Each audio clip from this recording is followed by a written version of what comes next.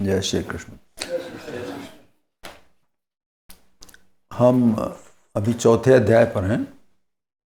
इस अध्याय को कहा गया है ज्ञान कर्म संन्यास योग।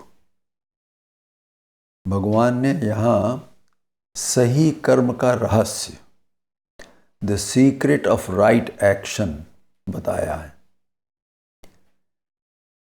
राइट एक्शन क्या है और उसको कैसे करना है, ये यहाँ पर बताया गया है। इसलिए ये अध्याय बहुत ही महत्वपूर्ण है कि ज्ञान के आधार पर, ज्ञान का सहारा लेकर कर्म को कैसे संन्यास किया जाए। संन्यास का मतलब संन्यास, सन मतलब पूरी तरह से, न्यास मतलब छोड़ देना, त्याग देना।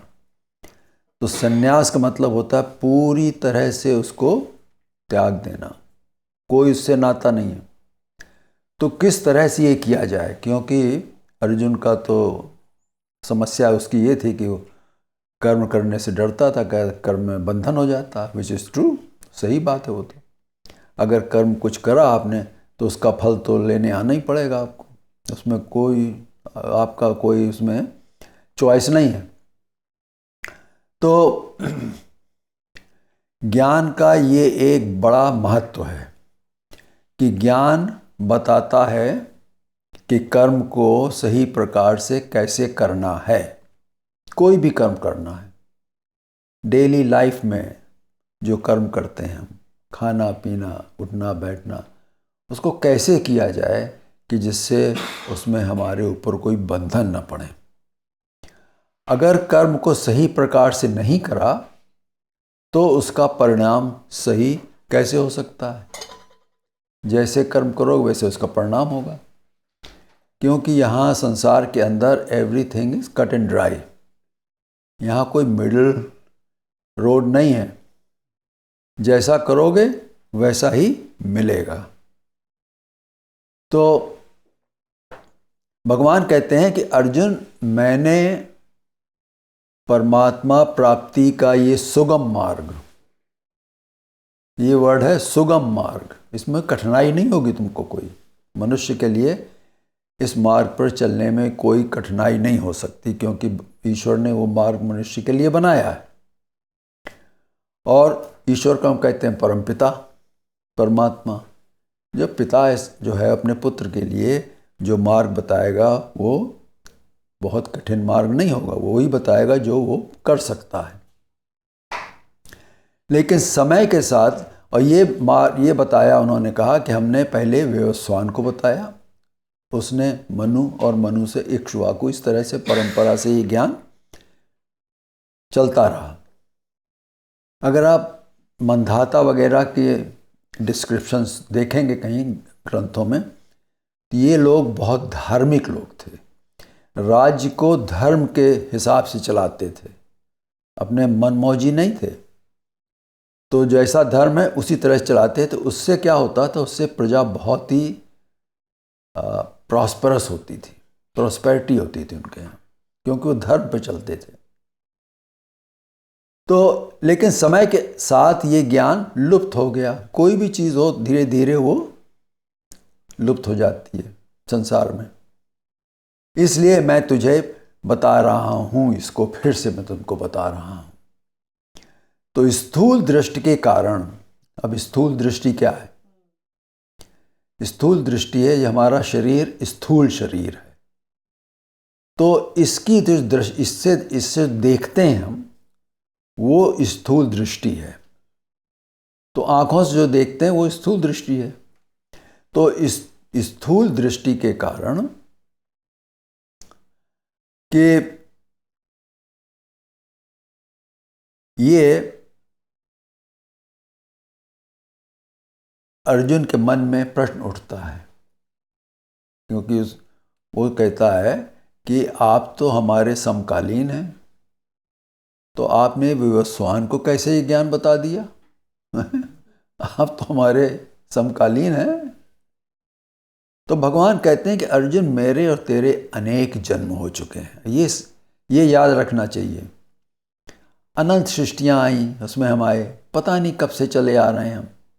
तो हमारे सब अनंत जन्म हो चुके हैं, हमको उसका पता नहीं है। जिनका वो कहते हैं तुमको ज्ञान नहीं है, परंतु मैं उन सबको जानता हूं। क्यों? क्योंकि परमात्मा भगवान कृष्ण तो सर्वज्ञ हैं। सर्वज्ञ के मतलब जिसको सब ज्ञान है पूरा, क्या हो रहा, कैसे हुआ, कब शुरू हुआ, सब पता है उनको। तो आगे भगवान कहते हैं कि मैं अजन्मा, अविनाशी और समस्त प्राणियों का ईश्वर होते हुए भी, in spite of all that, अपनी प्रकृति को अधीन करके, या ये ध्यान दीजिए, अपनी प्रकृति को अधीन, अंडर माई कंट्रोल, प्रकृति हमारे कंट्रोल में है, अपनी योग माया से प्रकट होता हूं। अब इसमें प्रकृति उनके अधीन है और उस प्रकृति को लेकर के वो अपनी योग माया से अवतार लेते हैं। फिर हमने पढ़ा कि अज का अर्थ अजन्मा तो है, परंतु उसका एक अर्थ और होता है, वो है प्रेरक। जो ईश्वर स्वप्रेरक होते हुए भी दूसरों को प्रेरित भी करते हैं। स्वप्रेरक मतलब अपने आप, वो अपने खुद के प्रेरक हैं, उनको किसी को प्रेरणा नहीं चाहिए किसी की, वो होते हुए भी सबको प्रेरणा देते हैं। हम सभी के मन में ज्ञान के प्रति जिज्ञासा ईश्वर की प्रेरणा से ही होती है। जो आपके मन में बात आई कि हम गीता पढ़ें, ये कोई एक्सीडेंटल नहीं है, ये भी ईश्वर की प्रेरणा से ही आप कर रहे हैं। और वो सब सिचुएशन बना देते हैं, किस तरह से किसको क्या मिलना है, सब परमात्मा बना देता है। हमें याद रखना है कि ज्ञान अपने में कुछ नहीं करता है। ज्ञान अपने में कुछ नहीं करता है। उदाहरण लेते हैं कि किसी ने चिकित्सा या इंजीनियरिंग का ज्ञान पाया, लेकिन उस ज्ञान को प्रयोग में लाए बिना उससे कोई लाभ कैसे होगा? ज्ञान तो है, लेकिन उसको प्रयोग में लाना पड़ेगा। इसीलिए सृष्टि रचना करिए, ज्ञान दे करके उसको बताओ जीव को कैसे इसको प्रयोग में लाओ अपना उद्धार करने के लिए। तो ये ज्ञान को प्रयोग में लाने की कला कर्मयोग है। वेरी सिंपली पुट, कर्मयोग जो है इट्स एन आर्ट, कि कैसे ज्ञान को हम प्रयोग में लाएं। तो इस अध्याय में भगवान ने ये रहस्य उजागर किया है, जिससे ज्ञान को कर्म संन्यास के लिए प्रयोग में लाया जा सकता है। क्योंकि कर्म तो हमको छोड़ने हैं। ये तो नहीं कि कर्म करते चले जाएं, जितने करते जाओ उतने बंधन बनते जाएंगे। तो कर्मों का कभी ना कभी तो संन्यास करना ही होगा।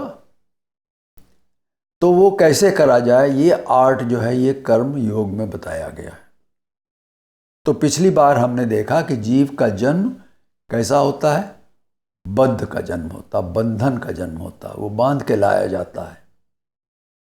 परंतु परमात्मा मुक्त रूप से संसार में आते हैं, उनको कोई लाता नहीं, वो खुद आते हैं। तो आज हम यहां से फिर आगे चलेंगे। तो भगवान कहते हैं कि मैं अजन्मा होते हुए अपने स्वरूप में ही स्थित हुए अपनी माया शक्ति के द्वारा व्यक्त रूप में अपना प्रक्षेपण करता हूं। प्रक्षेपण के मतलब हुआ अपने को प्रोजेक्ट करता हूं। समझ रहे हैं? प्रक्षेपण मतलब अपने को प्रोजेक्ट करता हूं। इस प्रकार अव्यक्त में कोई अंतर नहीं आता है। अब देखो, परमात्मा अव्यक्त में है, अव्यक्त परमेश्वर सब जगह है, हर समय है, सब जगह है, और वो अव्यक्त हमेशा रहेगा। लेकिन वो अव्यक्त जो है वो अपने को प्रोजेक्ट करता है संसार में अपनी माया शक्ति के द्वारा। परमेश्वर की जो शक्ति है वो क्या है? माया शक्ति उनकी है। और उस माया के अंदर सब देवी देवताओं की शक्तियां उसके अंदर आती हैं। तो ईश्वर के पास सब शक्तियां हैं, पूरी अपनी शक्तियां हैं उनकी। तो ईश्वर की आदि शक्ति माया ईश्वर के कार्यों में गतिशील होती है। अभी गतिशील का मतलब उसका रिजल्ट जो है वो माया से ही होता है, सब माया ही करती है। सारे ब्रह्मांडों को माया व्याप्त करे रहती है, हमेशा माया सब जगह व्याप्त है। जहां ईश्वर वहां माया भी है, उनका नित्य संबंध है।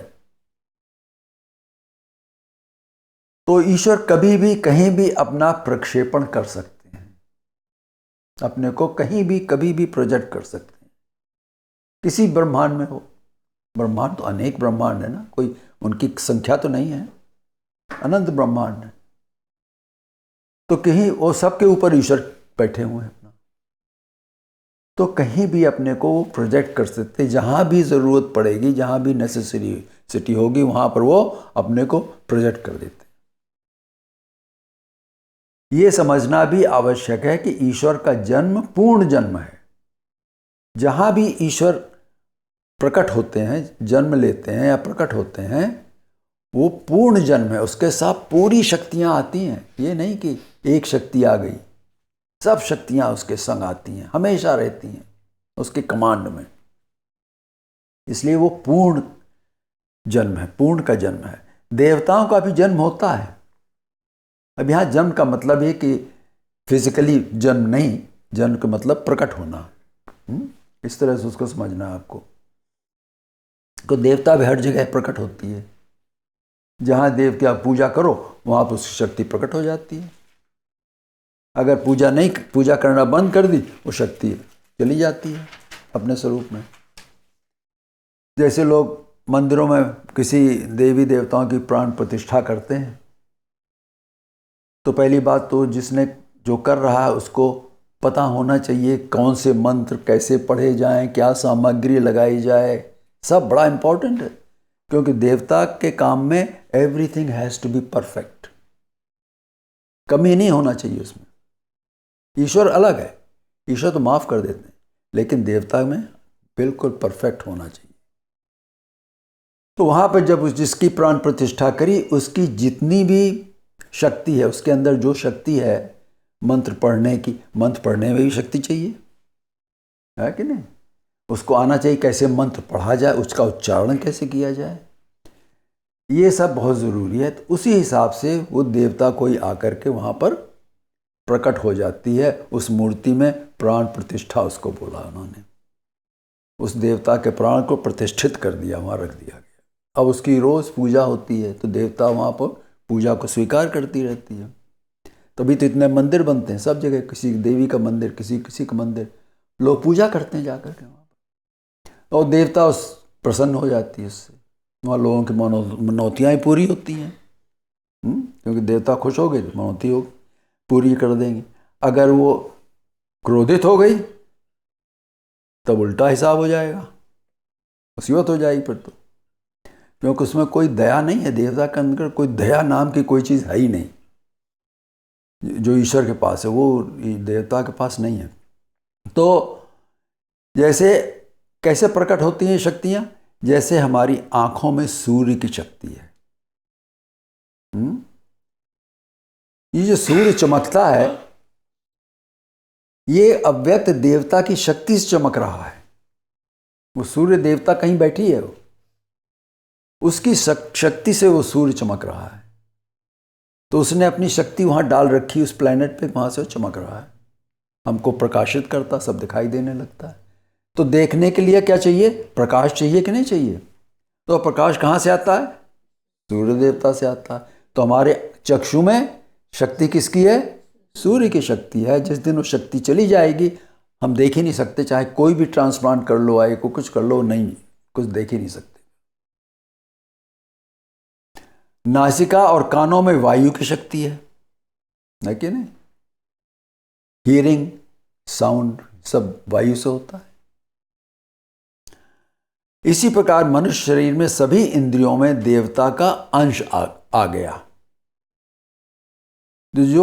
जो संपूर्ण मनुष्य है, मनुष्य बना है जिसके पास पूर्ण रूप से मन है, मन वाला। वो मनुष्य है, मानुष बोलते हैं उसको, उसी को कहेंगे मैन, जिसके पास मन है, जो मन कैसा मन, जो पूरी तरह से डेवलप मन है, वेड़ा पीसा नहीं कि कोई तुतला है, कोई बोल नहीं पाता है, कोई गूंगा है, कुछ, वो मनुष्य नहीं है। लेकिन मनुष्य उसी को कहते हैं जो उसके पास पूरी शक्तियां हैं, सब काम करती हैं, सब इंद्रियां काम कर रही हैं। तो ये देवताओं का अंश अवतार कहलाता है। उन्होंने थोड़ी सी अपनी शक्तियां दे दी हैं, तो वो भी एक तरह से क्या हो गया, अवतार हो गया। वो प्रकट होती शक्तियां, जैसे कि हम बोलते हैं तो जो आवाज़ आ रही, जो साउंड आ रही है, वो वायु से आ रही है कि नहीं? तो वायु देवता की शक्ति से काम हो रहा है। अगर वो शक्ति खींच ली वायु देवता ने, तो शरीर बंद हो जाएगा, सांस लेना ही बंद हो गई, समाप्त। तो ये सब देवताओं की शक्तियां काम कर रही हैं चारों ओर, हर जगह, अव्यक्त में भी हैं, संसार में हमारे चारों तरफ हैं, हमारे शरीर के अंदर भी हैं, हर जगह शक्तियां काम कर रही हैं। और उन सब का मालिक कौन है? ईश्वर। और ईश्वर की अपनी शक्तियां हैं, वो हैं दया, माया, कृपा, करुणा, ऐसी बहुत सी शक्तियां ईश्वर के पास, अनंत शक्तियां हैं ईश्वर के पास। इनमें से मुख्य रूप से कृपा शक्ति के वशीभूत होकर ईश्वर जीवों के उद्धार करने के लिए अवतार लेकर अपने को प्रकट करते हैं। कौन सी शक्ति काम करती है वहां पर? कृपा। अव्यक्त स्वरूप में जो अनमैनिफेस्टेड ईश्वर स्वरूप है, वहां पर जो कृपा शक्ति काम कर रही है, वो उस शक्ति से को लेकर के वो उनको प्रेरित करती है, कहती उठो चलो, ये उद्धार का काम करना है, अवतार का टाइम आ गया। तो इस तरह से ईश्वर अपने को प्रकट करते हैं, क्योंकि उनकी कृपा शक्ति काम कर रही है। तो अगले 2 श्लोकों में भगवान अवतार के उद्देश्य, ऑब्जेक्टिव्स बताते हैं। अब ये अवतार जो है, इसमें भी थोड़ा सा आगे जाएंगे कैसे होता है। तो भगवान बताते हैं कि उनके जन्म किस कारण हुआ करते हैं, ये अवतार हैं किस तरह से क्यों होते हैं, उनके क्या कारण क्या है। वो जो कृपा शक्ति जो उनको कहती है कि अब ये करो, कृपा के वश में आके करते हैं, तो किस कारण करते हैं, ये भगवान कहते हैं अगले श्लोक में, यदा यदा हि धर्मस्य ग्लानिर्भवति भारत अभ्युत्थानमधर्मस्य तदात्मानं सृजाम्यहम्। भगवान अवतार के 5 उद्देश्य यहां निरूपित कर रहे हैं। हमारे हाथ 5 उंगलियां हैं ना, तो भगवान भी 5 उद्देश्य देते हैं के लिए।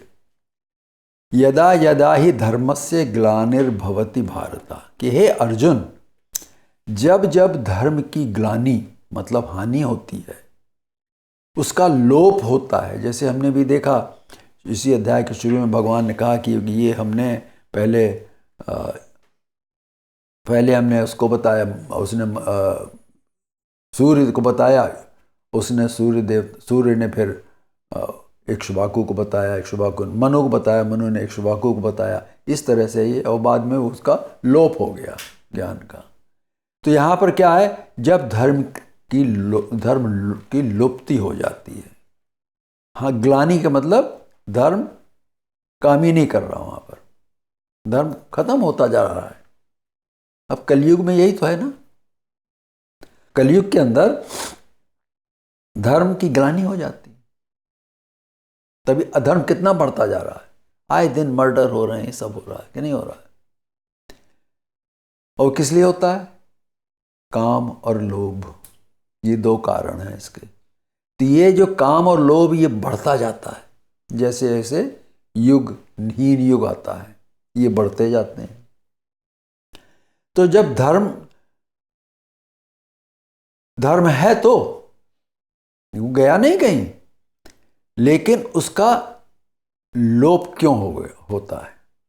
क्योंकि अभी भी धर्म है, लेकिन उसका लोप कैसे क्यों हो गया? क्योंकि धर्म का पालन करना बहुत कठिन काम है। धर्म ऊपर की ओर जाने का कार्य है। ऊपर की ओर जाने का काम धर्म से ही होता है। नीचे जाना तो सुगम है, उसमें कोई शक्ति नहीं चाहिए, परंतु ऊपर जाने में मेहनत करना पड़ती है, परिश्रम करना पड़ता है। सुबह इतने बजे उठो, पूजा करो, इस तरह सब करना पड़ता है। अपने को कंट्रोल में रखो, अपनी इंद्रियों को वश में करो, ये सब धर्म का काम है। और ये लुप्त हो जाता है बाद में, जैसे जैसे हीन युग आता जाता है। तो कठिनाइयों का सामना करना होता है, इसमें बहुत कठिनाइयाँ आती हैं धर्म में। वैसे भी मतित्रय, 3 जो बातें हैं जीव के संग, अधमति, अधगति, अधरति, ये मतित्रय है। उसके कारण मनुष्य की प्रकृति ही ऐसी है कि वो नीचे की ओर जाता है। अगर वो धर्म के हिसाब से अपने को वश नहीं करता, अपनी इंद्रियों को, मन को, तो वो मतित्रय के कारण नीचे ही जाएगा। उसकी मति नीचे जाने की हो जाती है। ये स्वाभाविक रूप से जीव के अंदर ये दोष हैं। इनको हमें जानना कि हमारे अंदर दोष हैं। इसमें कोई शेम की बात नहीं है, सबके अंदर दोष हैं। ऐसा कोई नहीं जिसने पाप नहीं किया हो, सभी करते हैं, रोज पाप करते हैं। तो लेकिन उसको जानना है कि हाँ हम ऐसा कर रहे हैं, और उसका उपचार ढूंढना, वो धर्म से मिलता है। एक कहावत है, ऊंचे पानी ना टिके, नीचे ही ठहराए। पानी जो है पहाड़ पर नहीं टिकता है, वहां से वो झरना बन करके, वाटरफॉल बन के नीचे ही आके टिकता है तालाब में। ये याद रखना चाहिए। अर्थात पानी का बहाव नीचे की ओर ही होता है। और संसार, हमने लास्ट टाइम क्या देखा? संसार एक नदिया है, उसके अंदर प्रवाह है कि नहीं? टाइम ऐसे ही है। टाइम का क्या है? Time is nothing but A flow, समय का प्रवाह है। तो उसको ऊपर ले जाने के लिए, उस पानी को ऊपर ले जाने के लिए, ऊर्ध्व करने के लिए उसके बहाव को मोड़ना पड़ेगा, चैनलाइज करना पड़ता है। उसके लिए एक पंप लगाना पड़ेगा, उसके लिए एनर्जी चाहिए पंप चलाने के लिए, जिससे कि पानी हम पंप करके ऊपर ले जाएं। अपने को, वो जो धर्म है वो हमको शक्ति देता है कि हम अपने को किस तरह से इस संसार से ऊपर उठाएं। क्योंकि स्वाभाविक रूप में संसार में लगे रहोगे तो नीचे ही जाएंगे हम, उसमें और कोई दो बातें नहीं है। It is a given fact. जो संसार में लगा रहता है वो नीचे ही जाएगा, क्योंकि संसार नीचे ही जाता है। जैसे सतयुग आया, सतयुग बड़ा पवित्र युग था, है कि नहीं? बहुत कम लोग उसमें पैदा होते थे, ऐसे लोगों की योग्यता ही नहीं थी सतयुग में पैदा होने की। फिर त्रेता युग आया, सतयुग के अंदर कोई रूल्स थे ही नहीं, कुछ नहीं था, सब अपने मगन बैठे हुए हैं, अपने धर्म में लगे हुए हैं। त्रेता युग के अंदर सभी रूल्स बनाए गए, ये सप्त ऋषि आए, उन्होंने रूल्स बनाए, स्मृतियां बनी, ये सब बने। उसके बाद द्वापर युग आया। द्वापर युग के अंदर का आपने देखा ही, महाभारत में क्या क्या वो उपद्रव हुए। अब कलयुग आ गया। तो इसको अगर आप देखो, कभी सोचो, ये ऊपर से नीचे ही आता जा रहा है संसार, ऊपर नहीं जा रहा है। तो भगवान कहते हैं कि ये जब धर्म की ग्लानि होती है, तो भगवान कह रहे हैं कि जब धर्म की ग्लानि होती है, अर्थात मनुष्य जाति के ऊपर उठने के नियमों की ग्लानि हो जाती है। अब देखो, मनुष्य जो है वो सबसे इंपॉर्टेंट एंटिटी जो है संसार में, मनुष्य है। इससे ऊपर कोई नहीं, संसार में कोई नहीं है। देवता भी लालायित होते हैं किस तरह से मनुष्य बने हम। वो नहीं बन सकते, लेकिन मनुष्य के लिए तो मनुष्य बहुत ही इंपॉर्टेंट योनि है। और सबसे ऊंचा मनुष्य जो होता है वो सबसे छोटी देवता का दशांशी होता है।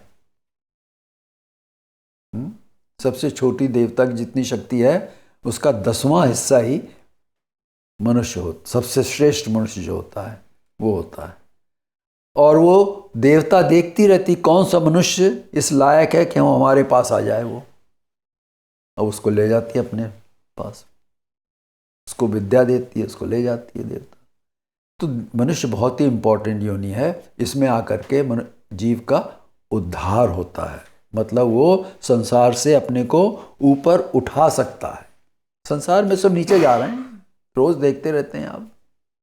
धार्मिक सज्जनों पर अत्याचार होता है। आजकल क्या हो रहा है, ये तो हो रहा है ना।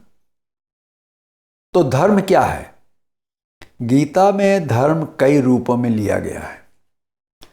समय समय पर बनाए हुए नियमों को, जिससे समाज व्यवस्थित रहे, ऑर्गेनाइज रहे समाज, उनको धर्म कहते हैं। समाज को चलाने के लिए जो व्यवस्था है उसको क्या कहते हैं? धर्म। आप कहेंगे ये तो उल्टी बात बता रहे हैं आप, हैं? कि हमने सुना धर्म में तो ये विष्णु का धर्म करो, ये करो, वो करो। नहीं, समाज को चलाने के लिए जो रूल्स हैं वो मनुष्य के धर्म है। हमारे लिए जो धर्म है वो दूसरों के लिए धर्म नहीं हो सकता है। ये जरूरी नहीं कि दूसरों के वो धर्म हो। जैसे हिंदुओं में मांस खाना धर्म नहीं है, पशु पक्षियों को मारना और उनको खाना ये धर्म नहीं है हिंदू धर्म में, सनातन धर्म में। परंतु मुसलमानों में वो धर्म है कि नहीं? हमारे लिए गौ पूज्य है, उनके लिए नहीं है। तो धर्म उन नियमों को कहा है जो समाज ने अपनाए गए हैं। ये सामाजिक धर्म है। ये बदलते रहते हैं समय के हिसाब से। जैसे श्वेत केतु की कथा पता है आपको? श्वेत केतु ने नियम बनाया कि पति पत्नी के साथ ही रहे, क्योंकि उसकी माता को एक राजा ले गया उठाकर। उस समय में होता था ये। राजा आया, उसने देखा बहुत सुंदर औरत है, उसको ले गया, क्योंकि राजा तो मालिक है सब पूरे राज्य का। तो उसने क्या किया, उसको बड़ा दुख हुआ कि हमारी माता को ये राजा ले गया उठा करके।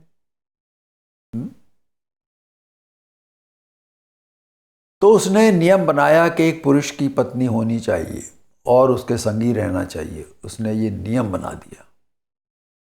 बड़ा ऋषि हुआ वो, बहुत बड़ा ऋषि हुआ वो। जितने भी नियम बनाए गए ऋषियों ने बनाए नियम, धार्मिक नियम जो है। और भगवान राम आए, उन्होंने नियम बनाया कि एक पुरुष की एक पत्नी होना चाहिए, हैं? क्योंकि उन्होंने देखा कि उनके पिता की 3 पत्नियां थी, उससे कितनी समस्या हुई।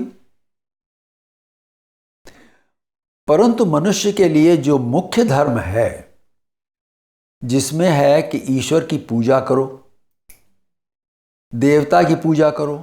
देवता भी पूज्य है, ईश्वर भी पूज्य है। क्यों? क्योंकि देवता ईश्वर की शक्ति है।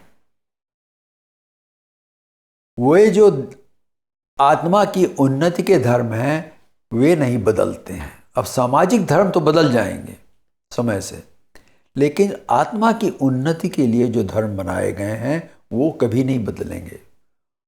उसको कहते हैं द अल्टीमेट ट्रूथ।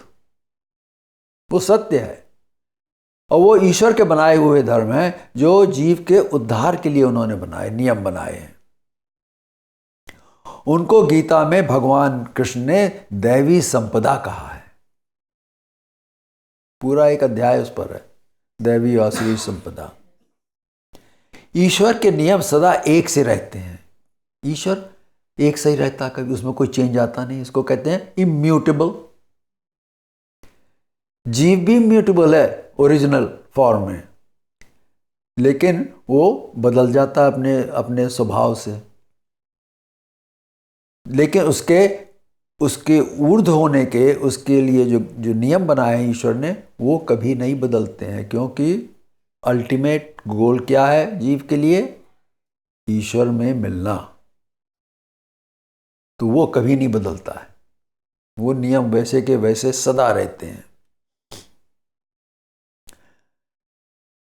ईश्वर के नियम सदा एक से रहते हैं। जैसे संसार में अपनी, जिससे क्या करो? संसार में अपनी उन्नति करो, यहां आकर अपनी उन्नति करो, अपने ऊपर उठाओ, कर्मों के बंधन में न फंसो। ये 15वें अध्याय के अंदर आएगा। किस तरह से शस्त्र ले, असंग शस्त्रेण दृढ़ेण चित्वा, कैसे काटो सबको, सभी कर्म के बंधनों को। और आसक्ति रहित बनो, चपको नहीं किसी चीज से संसार के अंदर, क्योंकि जो चीज अभी है उसका परिवर्तन हो रहा है समय से। वो नहीं रहेगी, जो आज है वो कल नहीं होगी वो चीज, इसलिए उससे चपको नहीं, आसक्ति मत रखो। जो है ठीक है, आगे जो होगा वो भी उसको देख लो, जैसा है वैसा जानो उसको। ये है निरासक्त होना। आसक्त मतलब चपक जाना, पकड़ लेना उसको। दूसरों का भला करो, ये भी मनुष्य का धर्म है।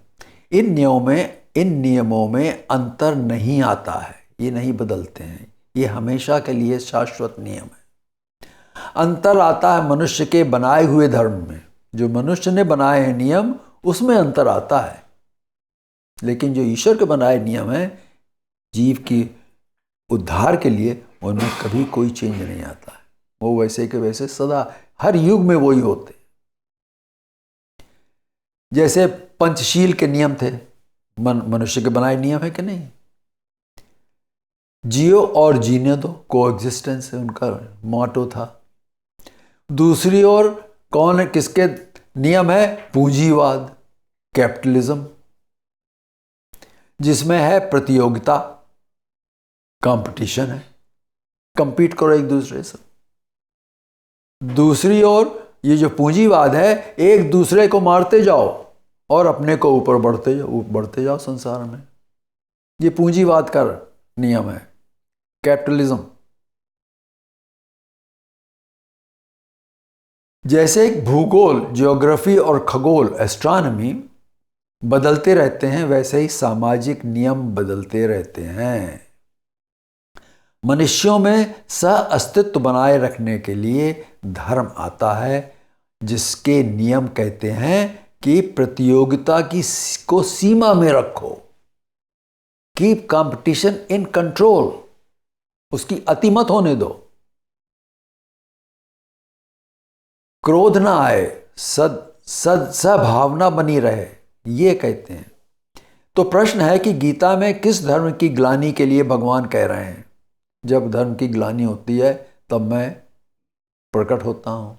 तो किस धर्म की ग्लानि के लिए कह रहे हैं भगवान? ये सामाजिक और ईश्वर धर्म दोनों के लिए कहा गया है। महाभारत में क्या हुआ? सामाजिक तो समस्या थी कि नहीं थी?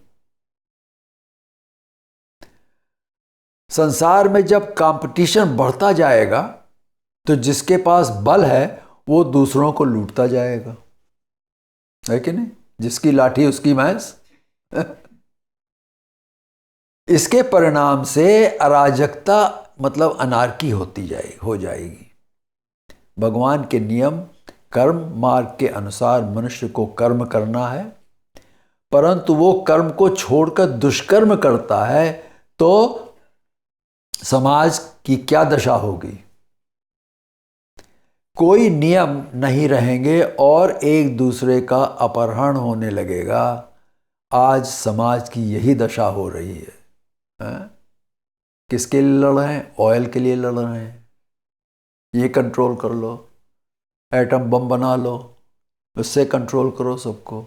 जिसके पास बल है वो अपना बलशीलता दिखाता जाता है। जो बल आ गया वो बल खुद को प्रकट करता है और वो जो कर रहा है वो तो उसका माध्यम बन गया, मीडियम है वो, लेकिन बल अपने को खुद प्रकट करता है। इसलिए बल को जब तक कम रखो, वश में रखो, कंट्रोल में रखो, तो वो अपने को ज़्यादा प्रकट नहीं करेगा। तो अर्जुन के समय में भी समाज की यही दशा हो गई थी। जो पांडवों का था उसे दुर्योधन उनको देने के लिए तैयार नहीं था। तो महाभारत में भाई भाई को मारता है, इससे धर्म की ग्लानि होगी, धर्म टूट जाएगा। परंतु ईश्वर का नियम है कि संसार की स्थिति बनी रहे जिससे मनुष्य को परमात्मा की ओर जाने का अवसर मिले। परमात्मा नहीं चाहता है कि समाज इतना गिर जाए कि मनुष्य अपनी उन्नति के लिए कुछ कर ना पाए। वे ईश्वर की ओर तभी जाएंगे जब वे जग में जी सकेंगे। अगर कोई जी नहीं सकता है तो कैसे वो ईश्वर की तरफ जाएगा, कैसे करेगा? अगर संसार में स्थिति नहीं रहेगी तो मनुष्य कर्म करके अपने को कैसे ऊपर उठाएगा? तो ईश्वर की इच्छा है कि मनुष्य अच्छे मतलब सही कर्म करके अपने को ऊर्ध्व करे, अपने को संसार से ऊपर उठाए। अब जैसे जैसे पहाड़ देखो आप, जैसे जो पीक पे जाते हैं ना तो जगह कम होती जाती है कि नहीं होती जाती है?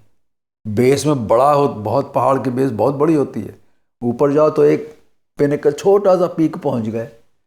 तो ऊपर जाने बहुत ही कम लोग ऊपर जा पाते हैं। अब जो एवरेस्ट पे जाते हैं कितने लोग जा पाते हैं ऊपर? कितनी मेहनत, कितनी उसके लिए प्रिपरेशन करते हैं कि नहीं करते हैं? तो ऊपर जाना बड़ा मुश्किल काम है।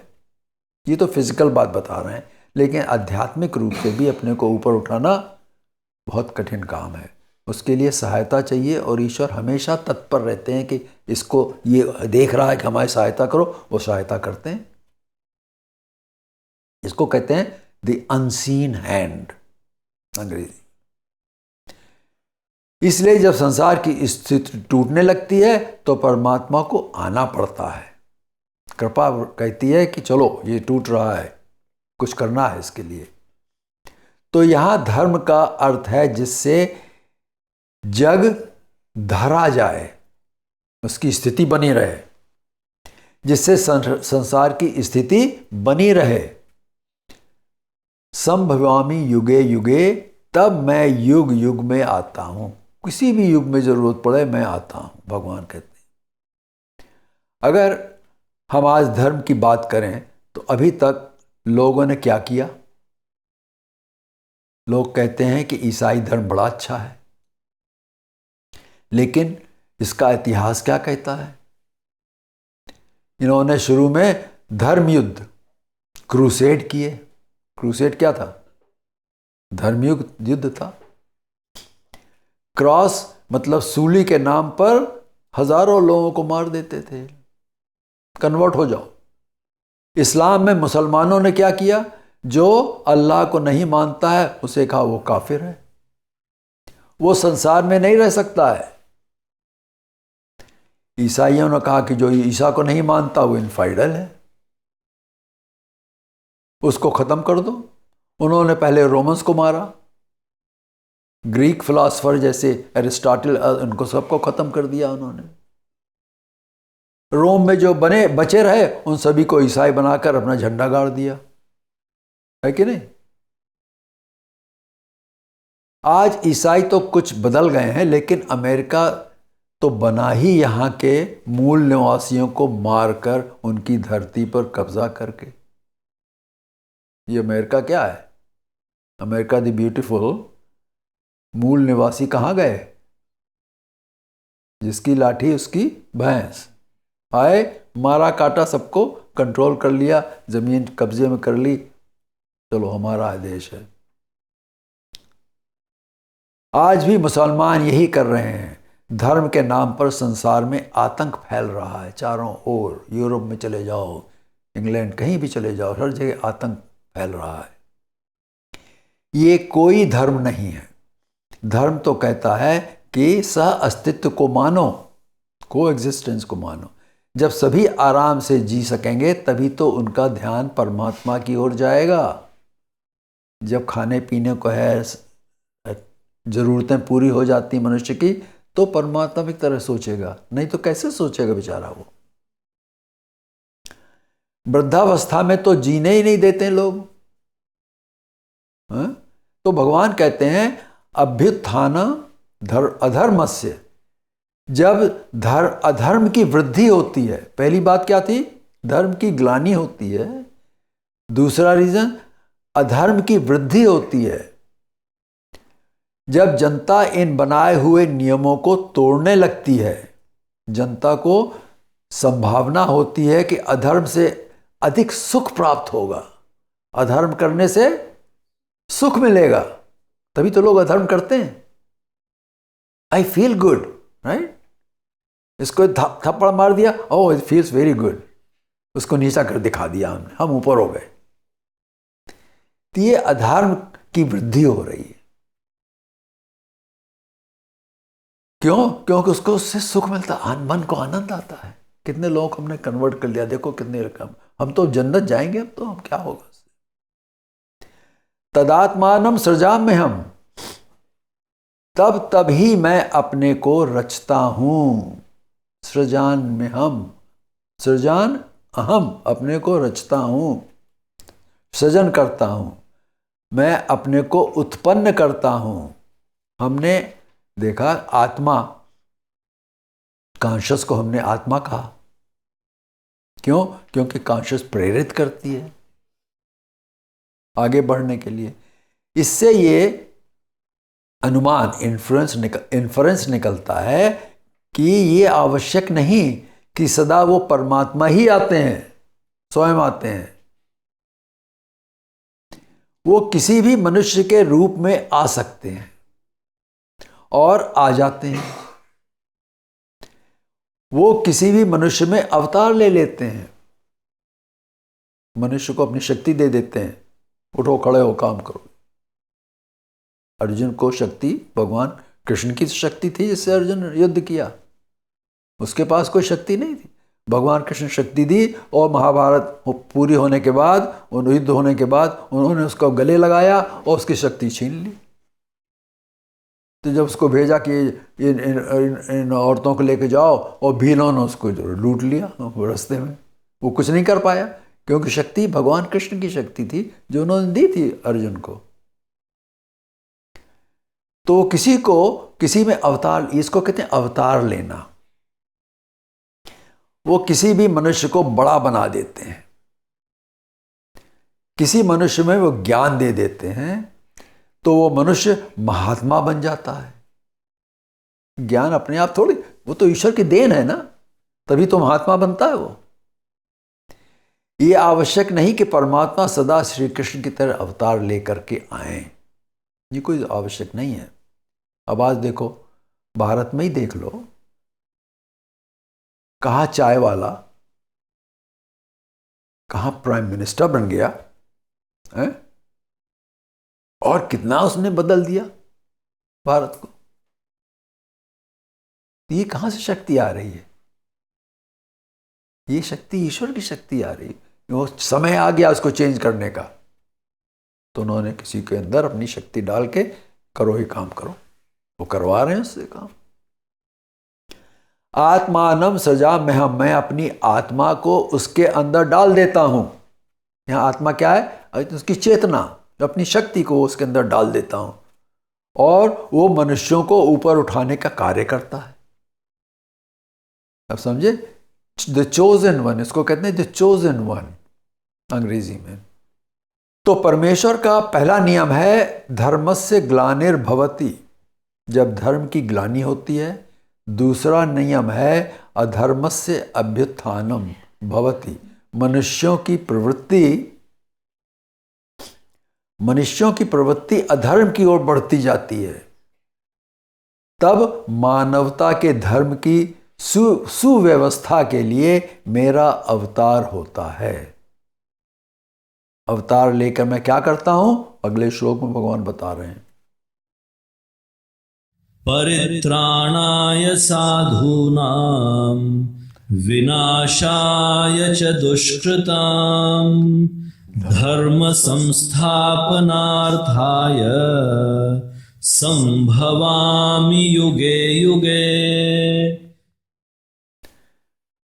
भगवान कहते हैं कि मैं तो मुक्त हूं, है कि नहीं? भगवान किसी बंधन में नहीं है, वो तो मुक्त है। मुझको आने की कोई आवश्यकता नहीं है, परंतु मैं फिर भी आता हूं संसार में, क्योंकि मानव समाज में धर्म की ग्लानि और अधर्म बढ़ता जाता है। तो मैं आकर क्या करता हूं? साधु नाम परित्राणाय।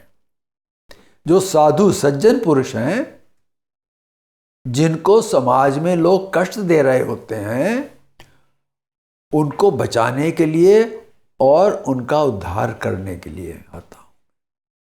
सबका नहीं, जो साधु लोग हैं। साधु किसको कहते हैं? जिसकी इंद्रियां सधी हुई हैं, अपने को वश में रखता है, वो साधु है। और विनाशाय दुष्कृताम, जो दुष्टता करने वाले हैं उनको दंड देने के लिए मैं आता हूं, और उनकी दुष्टता का नाश करने के लिए मैं आता हूं। और ये सब करके फिर से मानव धर्म की संस्थापना करने के लिए मैं युग युग में आता हूं। यहां कुछ समझना है। अगर भगवान दुष्कृत को, जो दुष्कर्म करता है, उसको मार देंगे तो उससे क्या? कुछ भी नहीं मिलेगा। यहां है दुष्कृताम, अर्थात जो बुरा कर रहे हैं। कृत, दुष्कृत, जो बुरा कृत कर्म है जो कर रहे हैं, उनके बुरे कर्मों का नाश कर देते हैं। उनको नहीं खत्म करेंगे, उनके बुरे कर्मों का, उनको सही मार्ग पर लगा देते हैं ला करके। तो मारने से कोई फर्क नहीं, क्या फायदा मारने से? अगर ईश्वर ने किसी का, अवतार ने किसी का वध कर दिया, वो तो बड़े ऊंचे देवता फलों में चला जाएगा, हैं? तो इसलिए वो तो नहीं मारेंगे, नहीं, ईश्वर नहीं मारते। भगवान कृष्ण ने कहा महाभारत, मैं शस्त्र नहीं उठाऊंगा, युद्ध तुम्हारा है, तुम युद्ध करो।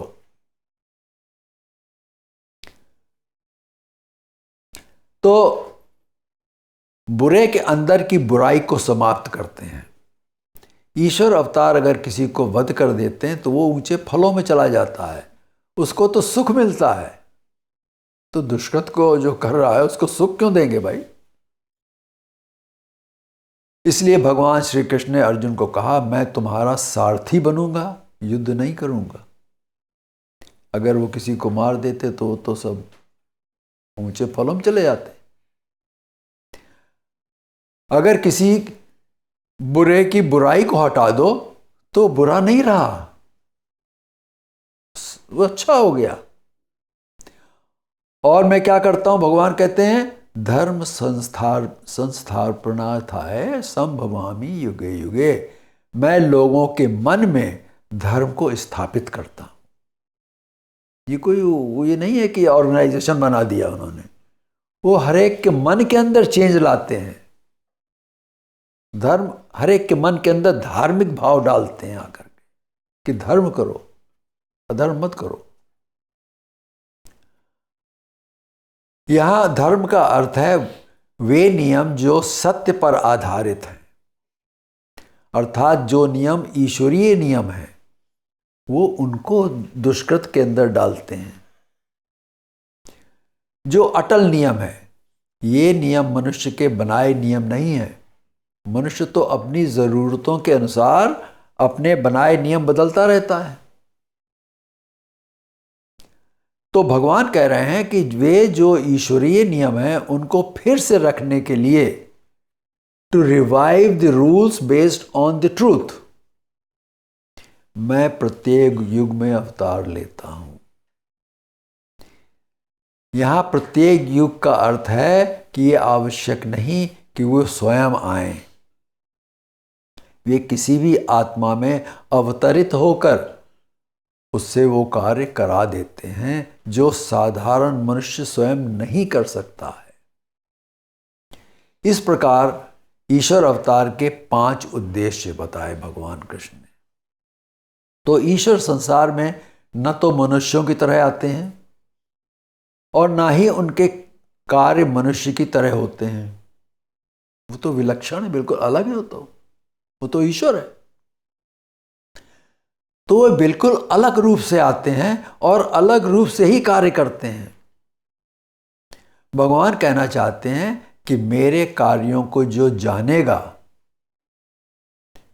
वही इस बात को समझने का प्रयत्न करेगा। आगे भगवान कहते हैं अगले श्लोक में, जन्म कर्म च मे दिव्यम् एवं यो वेत्ति तत्त्वतः त्यक्त्वा देहं पुनर्जन्म नैति मामेति सोऽर्जुन। अर्जुन, मेरे इस जन्म और कर्म, ये जो है मेरे जन्म और कर्म, ये क्या है? ये दिव्य है। उनको जो इस प्रकार तत्व से जानता है, तत्व का क्या मतलब होता है?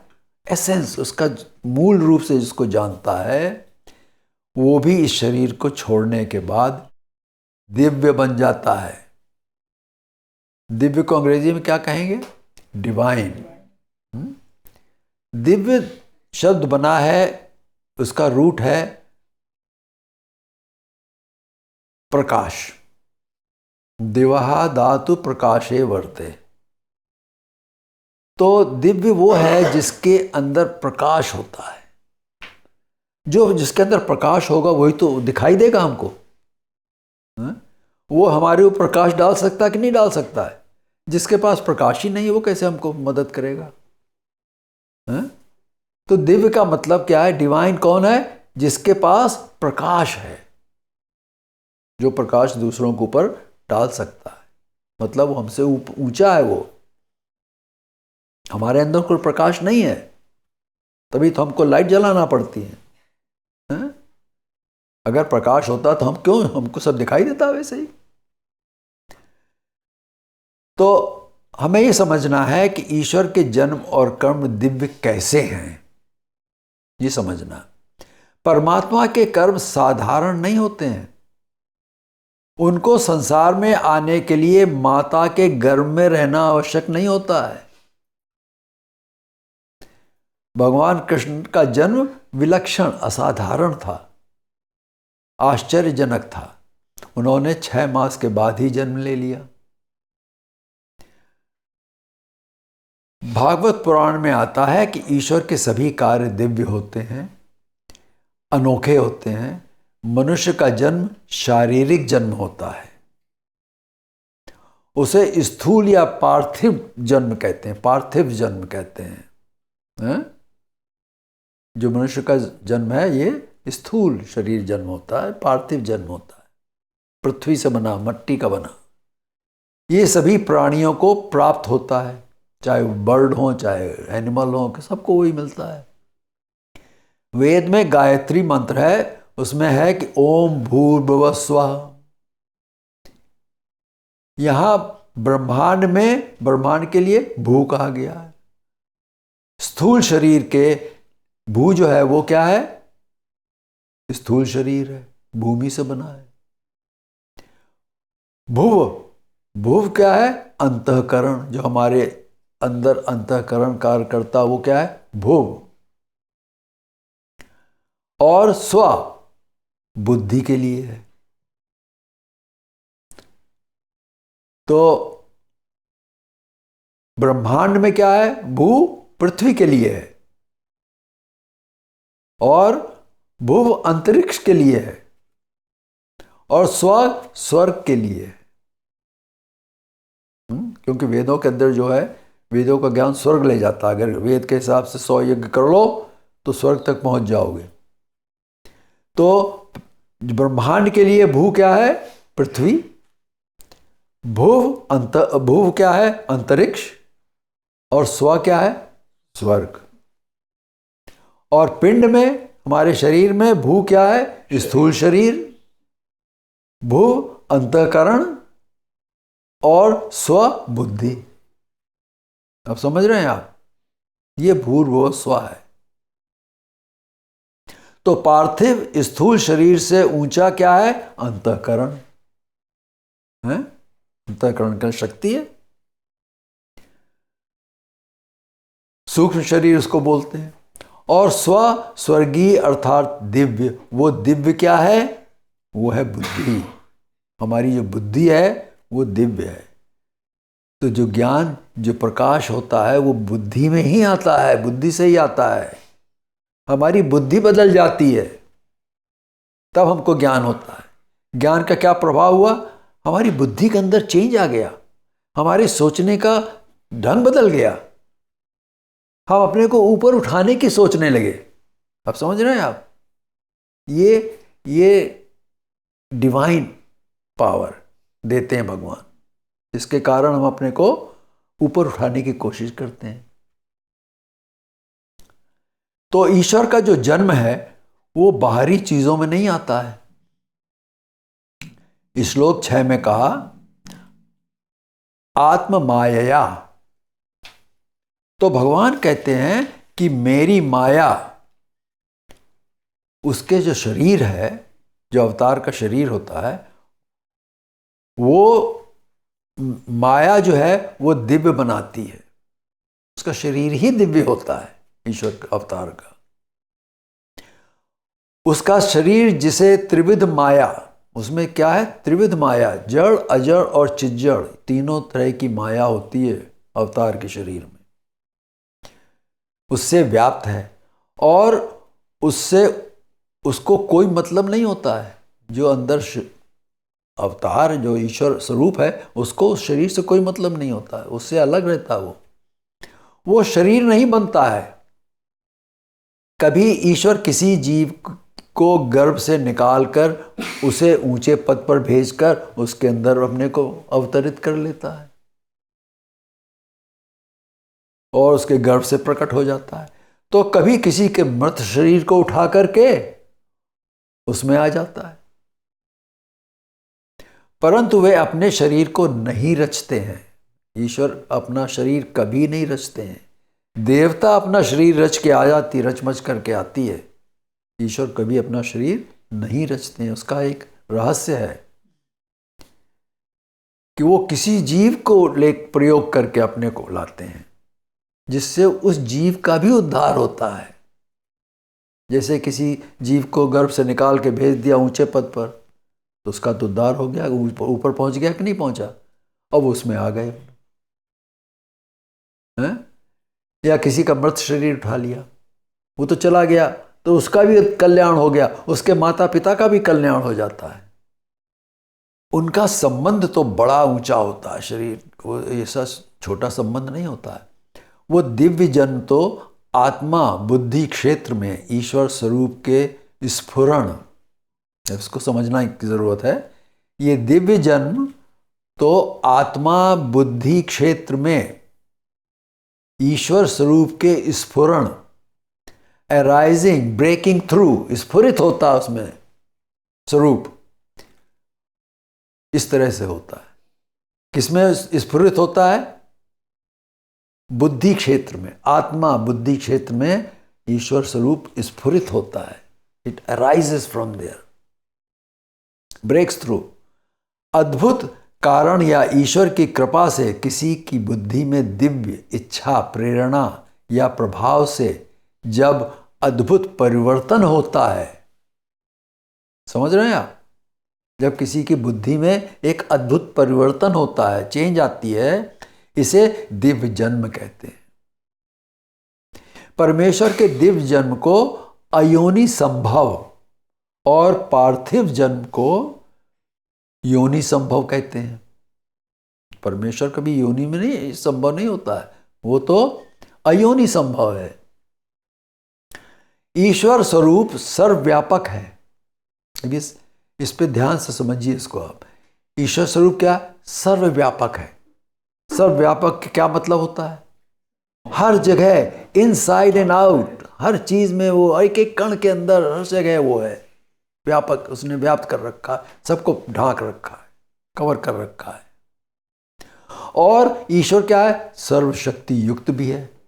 उसके पास सब शक्तियां हैं, इसलिए वो स्वेच्छा से कहीं भी किसी भी रूप में प्रकट हो सकता है, अपनी इच्छा से कभी भी कहीं भी प्रकट हो सकता है। अवतार का अर्थ है अव्यक्त रूप से व्यक्त रूप में प्रादुर्भाव होना, अव्यक्त से व्यक्त में प्रादुर्भाव होना। ईश्वर अवतार उसकी परम शक्ति का प्रकटीकरण मतलब मैनिफेस्टेशन है। ईश्वर अवतार क्या है?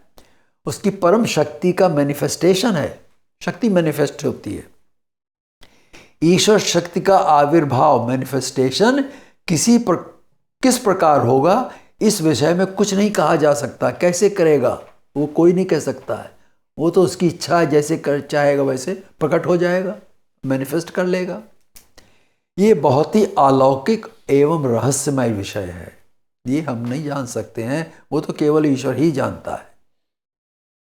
इसलिए जो पुरुष भगवान के इस अवतरित होने के दिव्य रहस्य को जान जाता है वो ईश्वर को प्राप्त हो जाता है। कि किस तरह से ईश्वर प्रकट होता है, उसकी क्या शक्तियां हैं, कैसे आता है, क्यों आता है, ये सब जो जान जाता है उसको भी ईश्वर की प्राप्ति हो जाती है। क्योंकि वो फिर वो ही सोचता रहता है। उसके मन के अंदर सोच जो होती है वो ईश्वर की तरह सोच होती है और कुछ नहीं सोचता फिर वो। और जो ऐसे सोचेगा उसी तरह से वो बन जाएगा। अगर हम देखें कुत्ते की तरह सोचने लगे तो कुत्ता बन जाएंगे। इस तरह ईश्वर की तरह सोचो, ईश्वर बन जाओगे। ये मन जो है इतना पावरफुल है, उसके अंदर इतनी शक्ति परमात्मा दे देते हैं। जब हम उसकी तरफ चलते हैं वो शक्ति देते हैं, चल आगे बढ़ आगे बढ़ आगे बढ़, अपनी तरफ आकर्षित करते हैं। ईश्वर अवतार के प्रति लोगों को आकर्षण होता है। इसलिए कोई ईश्वर अवतार कुरूप नहीं होता है, वो सुंदर ही होता है। उसके अंदर लावण्य होता है, सौंदर्य और लावण्य होता है। लावण्य क्या होता पता है? जैसे कि लवण कहते हैं नमक को, ढेले वाले नमक का ढेला होता है ना, उसको बाहर रख दो तो उसके ऊपर एक चमक आ जाती है, शीन आ जाती है उसके ऊपर, है कि नहीं? इसको कहते हैं लावण्य, लवण से बना है। तो उस ईश्वर अवतार के अंदर लावण्य होता है और उसके अंदर सौंदर्य होता है, सुंदरता होती है, तो लोग उसकी ओर आकर्षित होते हैं। ये इसीलिए होता है क्योंकि लोग आकर्षित हों। तो भगवान ने कहा जन्म कर्म चमे दिव्यम यो वेत्ति तत्वतः। अभी तो जन्म की बात करी हमने, अब ईश्वर के कर्म में दिव्य क्या है? कहते हैं जन्म कर्म चमे दिव्यम। जन्म और कर्म दोनों ही दिव्य हैं हमारे। दिव्य कर्म वो कर्म है जो दैवी गुणों से युक्त होते हैं। वो कर्म जो दैवी गुणों से युक्त होते हैं, अटैच विद दैवी गुण, उनके अंदर दैवी गुण होता है। उनमें अभय, दैवी गुण क्या है? सबसे पहला गुण क्या है दैवी? अभयम, अभय होता है। शांति, अक्रोध, त्याग, क्षमा, धैर्य आदि होते हैं। ये गुण जिसमें होते हैं, जिन कर्म में, वो दैवी कर्म होते हैं, जिनको भगवान ने अध्याय 16 में बताया है विस्तार से। इन दैवी गुणों की उपस्थिति से ईश्वर के सारे कर्म दिव्य होते हैं। ईश्वर के जो भी कर्म करते हैं वो इनमें सब ये गुण होते हैं, दैवी गुण होते हैं। क्योंकि तो दैव है ना, वो तो डिवाइन है, तो उसके संग सब ये होते हैं। ये उसके क्या है? दिव्य कर्म है। भगवान श्री कृष्ण ने अंत तक लड़ने का निश्चय नहीं लिया महाभारत में। उन्होंने अंत तक संधि कराने का प्रयत्न किया। वो स्वयं गए हैं कि भाई संधि कर लो, 5 गांव ही दे दो, क्योंकि उनका ये कर्म दिव्य कार्य था। ये दिव्य कर्म है। जब परमेश्वर जीव का उद्धार करने के लिए संसार में आते हैं तो लोग शंका करते हैं कि ये सर्वव्यापक अगाध अनंत परमात्मा एक छोटे शरीर में कैसे आ गया? है? वो तो अगाध है, इतना बड़ा है, सब जगह है, वो इस शरीर में कैसे आ गया? इसलिए परमात्मा के इस कार्य को दिव्य कार्य कहते हैं। परमात्मा सर्वव्यापक, सर्वात्मक और पूर्ण है।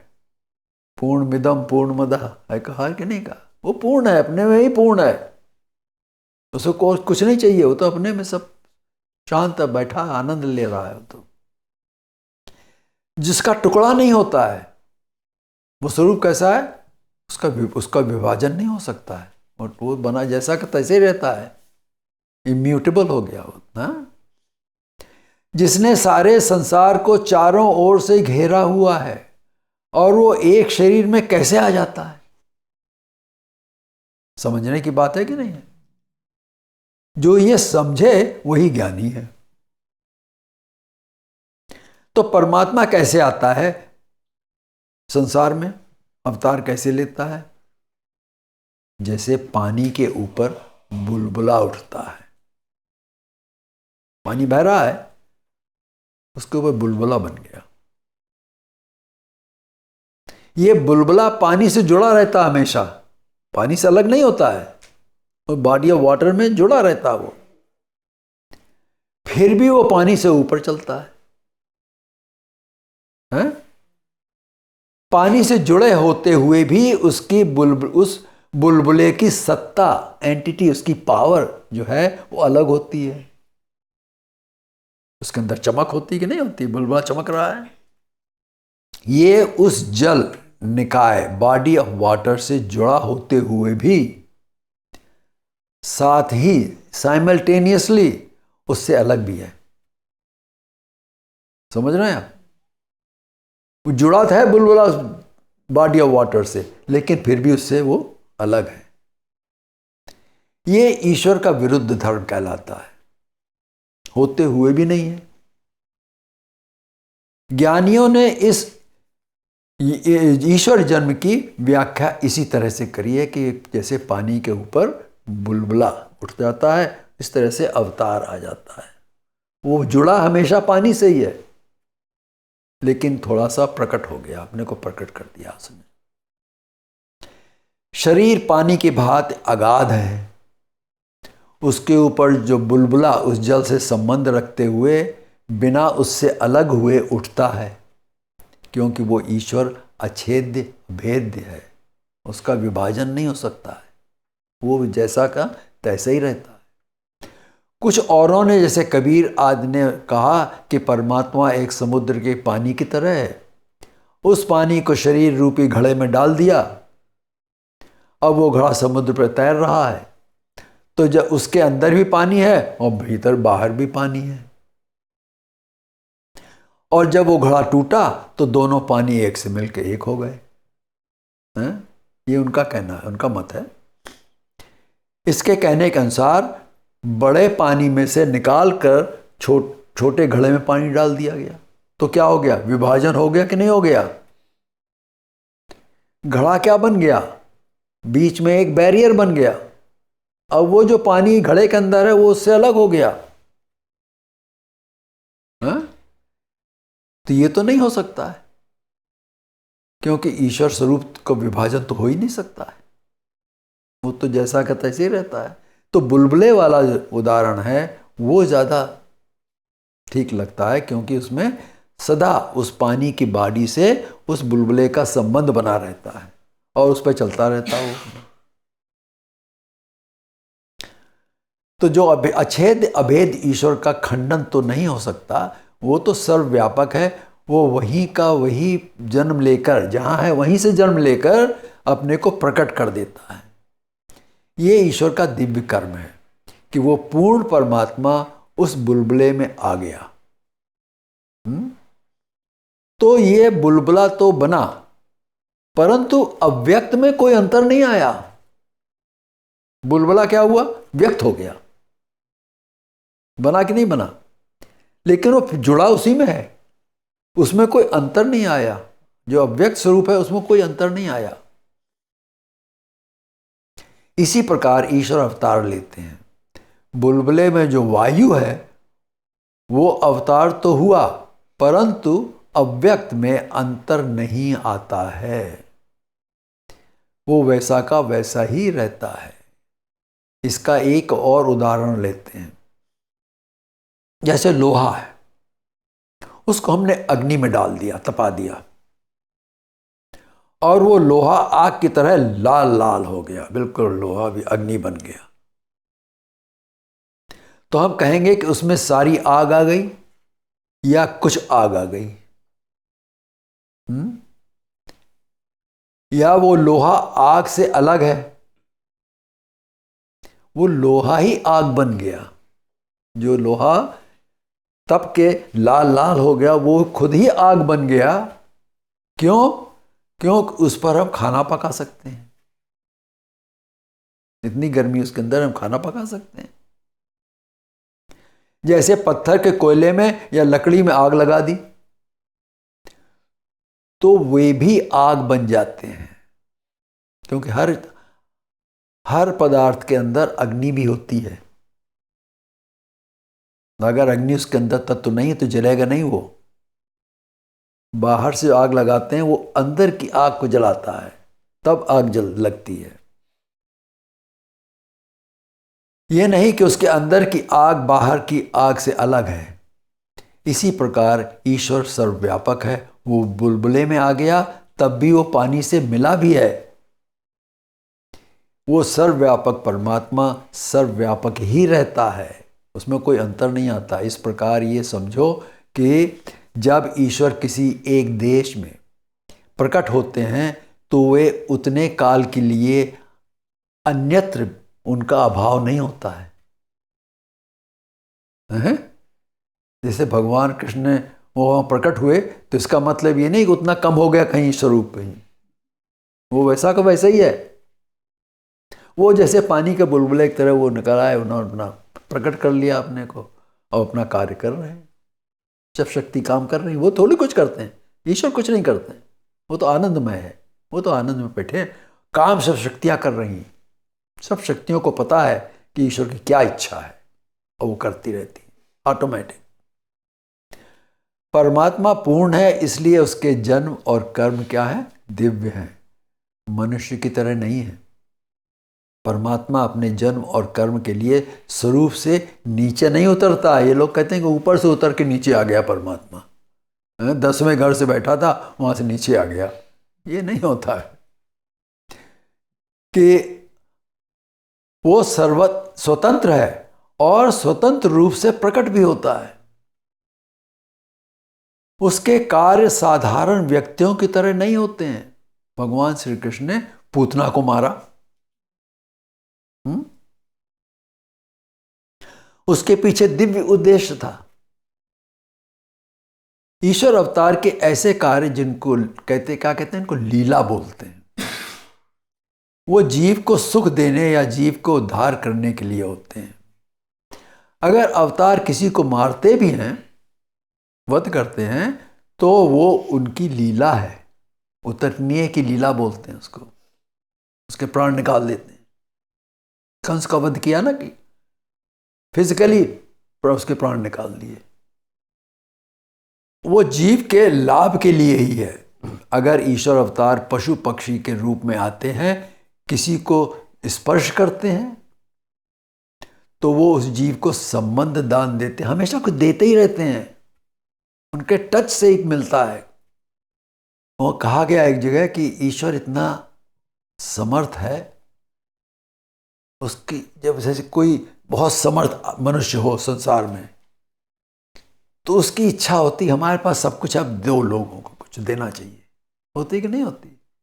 अगर वो सद्भाव उसके अंदर, अगर जो चोरी नहीं करी उसने, तो उसके अंदर इच्छा होगी भाई चलो इसको भी दे दो, इसका भला कर दो, ये गरीब लोगों को भला करो। नहीं होती। ईश्वर इतना सर्वसमर्थ है, वो हरेक हमेशा देता ही रहता है। वो लेता नहीं किसी से, वो देता ही रहता है, उसको कुछ नहीं चाहिए। वो आकर 4 प्रकार के दान देते हैं। यह लीला दान, संबंध दान, ग्रहणा दान और कैवल्य दान। कैवल्य दान तक दे देते हैं, उसको कैवल्य बना देते हैं जीव को। पूतना भगवान कृष्ण को मारने आई थी, तो पूतना पे आ गए हम। उसने भगवान को स्तनपान करा के उनको विष देने का कार्य किया, दूध पिलाया। उसको भगवान ने विषपान करने का फल, उसको फल तो मिलेगा विषपान का, परंतु उसे भगवान का संबंध मिला, ईश्वर अवतार का संबंध भी मिला उसको। है कितनी बड़ी बात है। और उसने जो दूध पिलाया उसको, उसने एक माता का कार्य भी किया है। माता तो दूध पिलाती कि नहीं पिलाती, जिससे पूतना को देह छोड़ने के बाद वही पद मिलेगा जो माता यशोदा को मिला है? क्योंकि भगवान कृष्ण ने यशोदा के से दूध पिया कि नहीं पिया, देवकी के पास तो रही नहीं वो।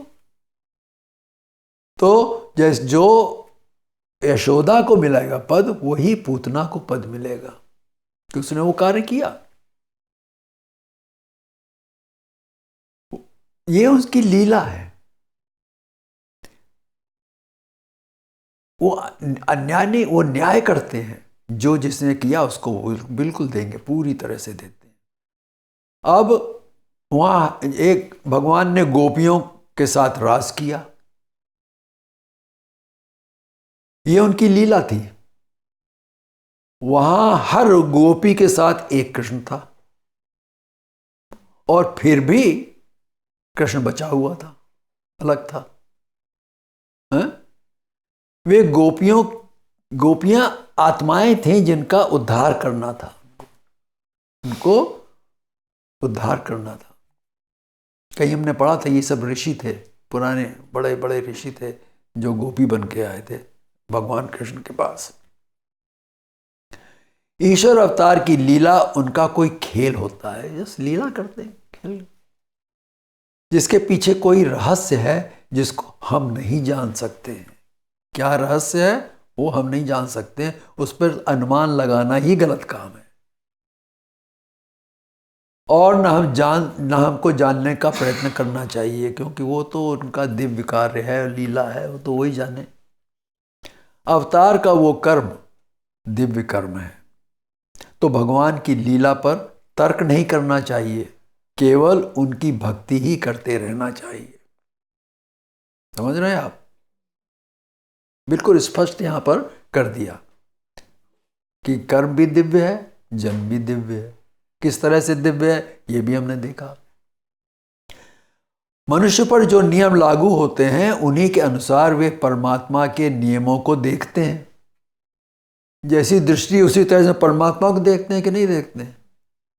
दुर्योधन क्या कहता था भगवान कृष्ण को, मायावी है ये तो, है, क्योंकि उसकी दृष्टि ऐसी थी।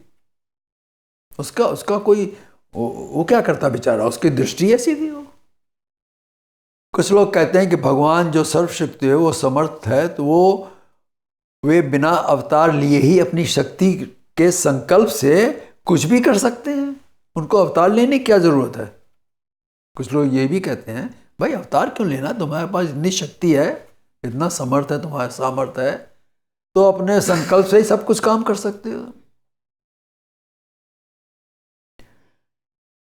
ये सत्य है, और ईश्वर बहुत कुछ अवतार लिए बिना भी करते हैं। समझ रहे हैं?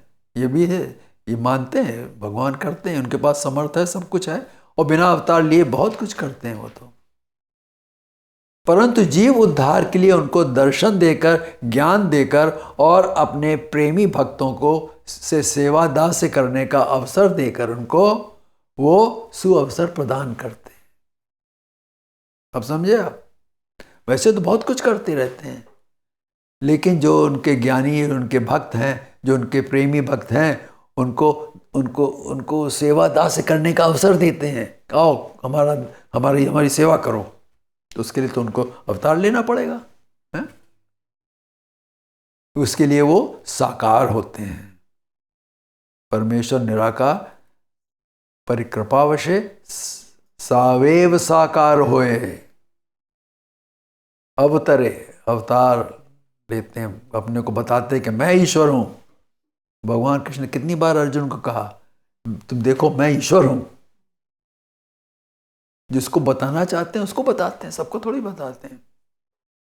तो भगवान कह रहे हैं कि मेरे इस जन्म और कर्म की दिव्यता जो समझता है वो ज्ञानी होता है। वो एक साधारण मनुष्य नहीं रहता है, फिर वो भी दिव्य हो जाता है। जिसके ऊपर डिवाइन लाइट पड़ी वो भी उसी तरह बन जाता है, वो भी दिव्य हो जाता है। जैसे कि लोहा, अग्नि का उदाहरण दिया, अग्नि में जाके लोहा भी अग्नि बन जाता है, उसी तरह से ये होता है, हो जाता है। वो ही मुक्त हो जाता है क्योंकि उसे ज्ञान हो जाता है। अब ज्ञान तो हुआ, लेकिन उसने ज्ञान का प्रयोग भी किया। उससे ईश्वर ने उसको ज्ञान देकर उसको प्रयोग उससे करा लिया कि आप तू मेरी भक्ति कर, मेरी सेवा कर। उसके लिए वो साकार हो गए सेवा कराने के लिए, हैं? तो कितना बड़ा काम है, दिव्य कर्म है कि नहीं है?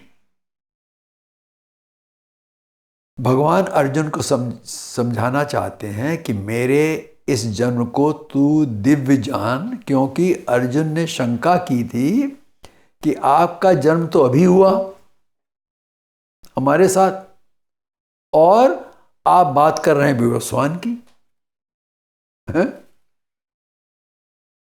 तो ईश्वर के कर्म का आचरण हम नहीं कर सकते, वो ईश्वर का कर्म है, हम नहीं कर सकते हैं। परंतु जो नियम उन्होंने हमको बताए हैं उन नियमों का आचरण हमको करना है। तो जन्म कर्म चमे दिव्यम यो वेत्ति तत्वतः, जो मेरे इस जन्म और कर्म को तत्व के द्वारा ज्ञान से दिव्य जान लेता है, वो उसका क्या होता है? देहम त्यक्त्वा, इस शरीर को छोड़कर, देह को छोड़कर पुनर्जन्म, फिर उसका जन्म नेति न एति, न नेति मतलब न एति नहीं होता है। और सो अर्जुन, हे अर्जुन, वो मामेति, मुझे ही प्राप्त होता है। कितनी बड़ी बात है? अर्जुन मैं निश्चय से कह रहा हूं तुझको, भगवान कहते हैं, तो समझ जा इसको। तो अब प्रश्न उठता है कि व्यक्ति परमात्मा में कैसे मिल जाता है? इन्होंने कहा ना कि वो मेरे में मिल जाता है करके। तो प्रश्न उठता है भाई ये कैसे मिल जाता है परमात्मा में जीव? क्योंकि परमात्मा में मिलना एक सहज बात नहीं है, इतना आसान नहीं है। परमात्मा हर जगह है, हम अलग हैं, हम क्यों नहीं मिल पाते हैं उससे? हैं? गीता में जगह जगह पर आता है कि परमात्मा में मिल गया वो, पर कई जगह आता है। अब हिंदू सनातन धर्म में वेदों के आधार पर 3 महावाक्य हैं। ये हैं तत्सत, वो परमात्मा है, तत्वमसि, वो तू ही है, और सोहम, वो कहता मैं बन गया हूं, जो मैं वो हूं परमात्मा, मैं बन गया परमात्मा। ये 3 महावाक्य हैं। गीता में भगवान कृष्ण ने इन वाक्यों को नहीं लिया है। भगवान श्री कृष्ण कहते हैं जो मेरे इस दिव्य जन्म और कर्म को ज्ञान के द्वारा जान लेता है, जो ज्ञानी बन गया है, ऐसा मनुष्य अपने एक एक कर्म को भी ज्ञान की दृष्टि से जान लेता है। वो अपने कर्म को देख रहा है। देखने की शक्ति कहां से आई? ज्ञान से आई। ज्ञान की दृष्टि उसके अंदर आ गई तो अपने कर्मों को देख रहा है, मैं क्या कर रहा हूं, मैंने क्या किया, मैं क्या कर रहा हूं। वे कहते हैं कि ज्ञान क्या है? ज्ञान एक अग्नि है। आता ना गीता में, ज्ञानानि दग्ध कर्माणि तमाहु पंडितम बुधा, कहा है ना। तो ज्ञान एक अग्नि है जो उसके कर्मों को भस्म कर देती है। जहां ज्ञान की दृष्टि से उसने देखा, कर्म खत्म हो गया। भगवान ये आगे श्लोक 19 में कहते हैं, क्या? ज्ञानान दग्ध कर्माणम तमाहु पंडितम बुधा। आगे आगे आएगा ये। जिसके समस्त कर्म ज्ञान रूपी अग्नि के द्वारा भस्म हो गए हैं, उस महापुरुष को ज्ञानी जन भी पंडित कहते हैं। जो ज्ञानी है वो उसको क्या कहते हैं? पंडित। पंडित का अर्थ बताया हमने, याद है किसी को? पंडाइत। जिसके पास पंडा, जो ज्ञान है, जो शक्ति है, मेधा है, वो पंडित कहलाता है। जिसको अंदर शक्ति है, जो नील क्षीर विवेक करने की शक्ति जिसके अंदर आ गई है, वो पंडित है। सही क्या है गलत क्या है उसको ये पता है, वो पंडित कहलाता है। तो ज्ञानी जन उसको भी पंडित बोलते हैं। ऐसा नहीं कि गुरु ने शिष्य को कहा तत्वमसि, उस पर साधना करते हुए शिष्य को ज्ञान हो गया और उसने कहा सोहम, मैं बन गया। ऐसा नहीं है। भगवान ने इसको समझाया है। उन्होंने कहा कि साधना करते हुए जीव ने उसके साथ लगे हुए, ये क्या तत्वमसि और सोहम का क्या मतलब, यह समझा रहे हैं आपको कि जीव के साथ माया का एक अंश लगा होता है। बगैर उस अंश के जीव कुछ कर नहीं सकता है। तो इसको ऐसे लगा है कि जिसको संलग्न कह दिया उन्होंने, पूरी तरह से जीव की तरह बन के उसके संग लगा हुआ है। वो शुरू से लगाया गया और वो वही रूप बन गया। जीव वही जो संलग्न, जो माया का अंश है, वो वैसे ही बन गया जैसा जीव है। तो वो जीव ईश्वर नहीं, वो उसी रूप को देखता है जो माया का अंश के संग लगा हुआ है। उसको देख के कहता मैं वो बन गया। ये सोहम का मतलब, सो अहम, मैं वैसा हो गया। उसी से शब्द बनता है हंस, परम हंस, जिसने अपने को देख लिया है, वो हंस कहलाता है। उसको पता सही क्या गलत क्या है। तो मुंडकोपनिषद में एक उदाहरण देते हुए कहा गया है, नदी का उदाहरण देते हुए कहा गया है कि जैसे बहती हुई नदियां समुद्र में पहुंचकर नाम रूप त्याग कर उसी में लीन हो जाती हैं। जो नदी समुद्र में मिल गई, ना उसका नाम रहा ना उसका रूप रहा। ऐसे ही ज्ञानी मनुष्य मुक्त दशा में नाम रूप से रहित होकर दिव्य परमेश्वर को प्राप्त होता है। अपनी आइडेंटिटी खत्म हो गई उसकी, ना उसका नाम रहा ना उसका रूप रहा। वो परमात्मा जैसा बन गया। परमात्मा मिलने के बाद वो जैसे नदी समुद्र मिल करके समुद्र बन जाती है, उसी तरह से जीव परमात्मा में मिलकर परमात्मा बन जाता है। अपने नाम और रूप को छोड़कर वो केवल बन गया। जब नाम ही नहीं रहा, रूप नहीं रहा, तो क्या हो गया? केवल बन गया कि नहीं बन गया? उसी को कहते हैं कैवल्य पद मिल गया उसको। वो शुद्ध हो जाता है। ऐसा जो शुद्ध जीव होता उसको आत्मा कहते हैं।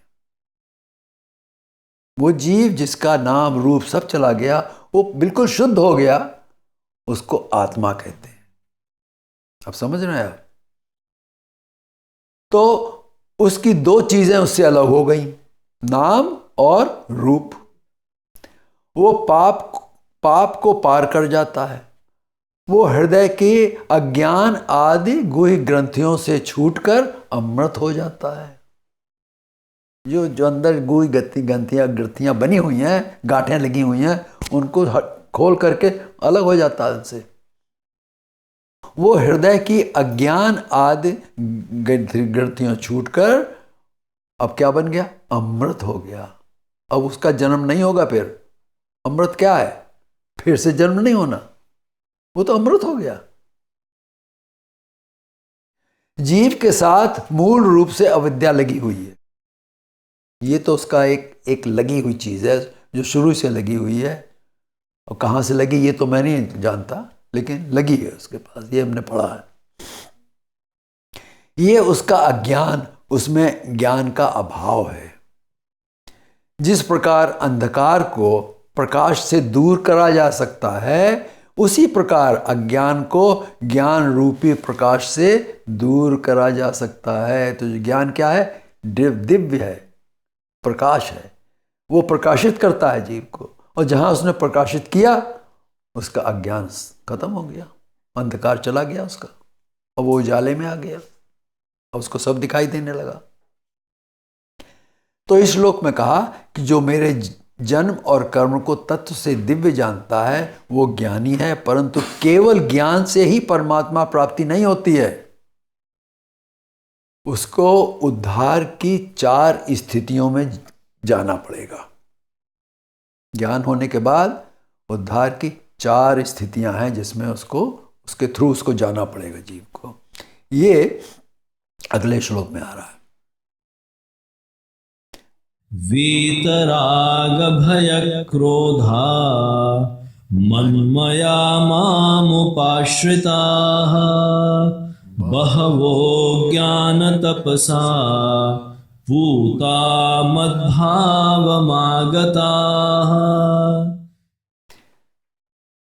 पहली चीज है वीत राग भय क्रोध। उसको क्या करना, ज्ञान के बाद क्या करना पड़ता है? जिसका राग, राग के मतलब अटैचमेंट, लगाव, हमको अच्छा लगना, बुरा लगना, ये राग है। भय, उसका भय भी चला गया, अभय हो गया उसके पास। क्रोध, उसको क्रोध भी नहीं आता, क्रोध भी समाप्त हो गया, क्योंकि भगवान कृष्ण ने कहा कामेषु क्रोधेषु रजोगुण समद्धो। ये रजोगुण से पैदा होते हैं काम और क्रोध। अर्जुन 3 अध्याय में बताया भगवान ने। तो ना उसका न राग रहा, न उसका भय रहा, न उसका क्रोध रहा। वीत अर्थात उसके ये चले गए। ये पहली स्थिति, उसको जाना पड़ता है।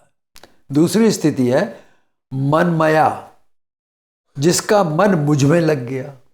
इतना सब होने के बाद जिसका राग भय क्रोध सब चला गया, तो अब क्या, उसका मन परमात्मा में लग गया। भगवान कहते हैं मन मया, उसका मन मेरा ही मन लग गया। माम उपाश्रित, और जो मेरे ही आश्रय में आ गया है, उसके लिए क्या कहा गया है?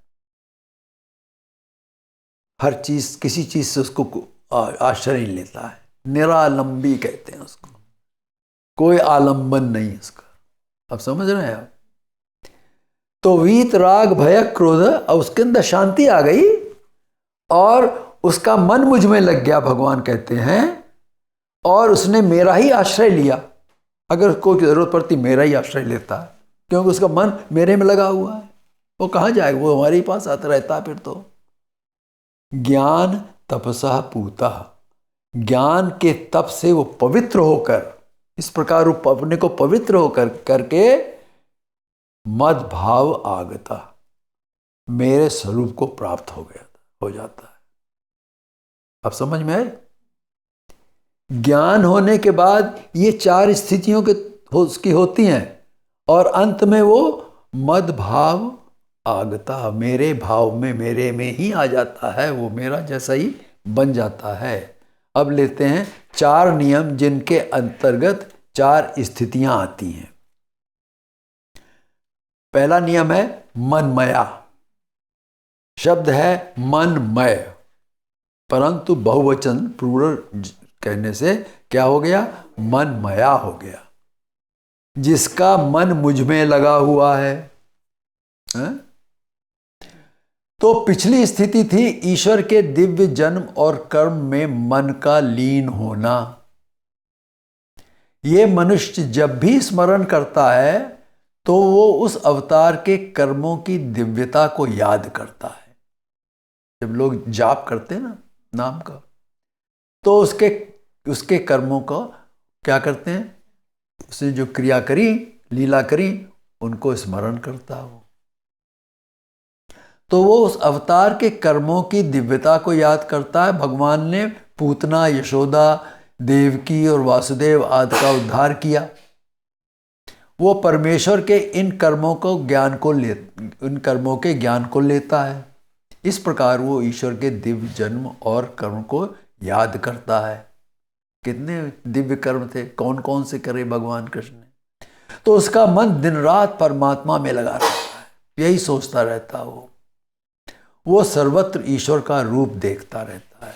इन लीलाओं के, इनके कार्य से, दिव्य कर्मों को सोचते सोचते हर जगह वो ईश्वर का ही रूप देखता रहता है कि ईश्वर ही कर रहे हैं सब। मनमया में शब्द है मनमय। मन का अर्थ है चारों ओर से आच्छादित होना। मय के मतलब चारों ओर से आच्छादित होना। तो मन जो है, जो चारों ओर से ढक गया, आच्छादित हो गया है, वो दिव्य जन्म और कर्म के ज्ञान से आच्छादित हो गया। जैसे कहते हैं जलमय, थलमय, आकाशमय, ऐसे ही है मनमय। जिसका मन मेरे में ही लग गया, भगवान कहते हैं मनमय हो गया। तो दिन रात ईश्वर के दिव्य जन्म और कर्मों की बातों में ही लीन रहने को कहते हैं मनमय। ये पहला नियम है।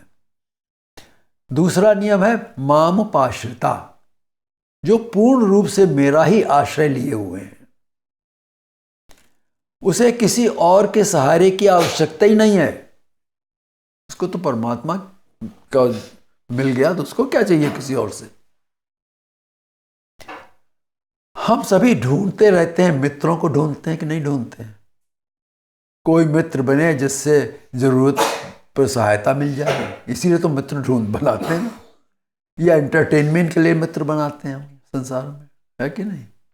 थोड़ी देर के लिए एंटरटेन हो गया, लेन देन की बात हो गई, ठीक है।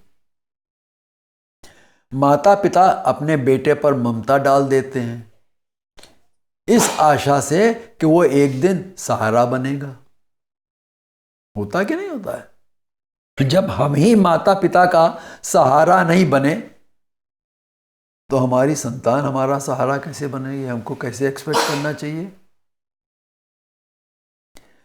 तो भगवान कहते हैं मामुपाश्रिता, वो केवल मेरा ही सहारा लेता है और किसी का, संसार किसी का सहारा नहीं लेता। वो मेरा ही सहारा लेता है। उसको ज्ञान हो गया कि ईश्वर ही उसका अनिमित्त बंधु है।